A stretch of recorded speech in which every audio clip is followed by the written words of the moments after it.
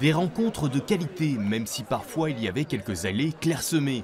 De nombreux rendez-vous ont débouché sur des contrats signés. Les Chinois ont augmenté de 14%, les États-Unis de 15%. Juste derrière arrivent l'Espagne et l'Italie. Pour nous, c'était une heureuse surprise parce que dès les premiers jours, nous avons eu beaucoup de visiteurs asiatiques. Autant il y a 2 ans, ils étaient peu présents et peu acheteurs. Et cette année, pour nous, ils sont bien présents. Pour nous, en tout cas, ils nous ont monopolisé un peu le stand et en plus, ils sont aux achats.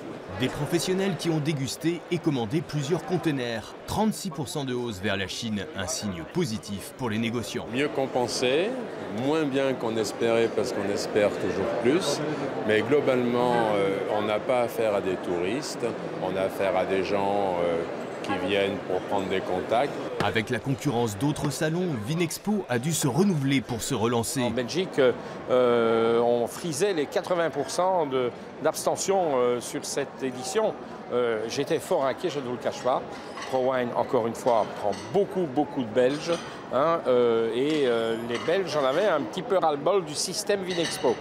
Mais finalement, il y en a très peu, mais les principaux sont là.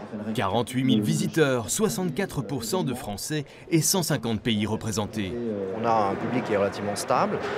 Quand on interroge des exposants, on entend que c'est un public beaucoup plus professionnel que par le passé.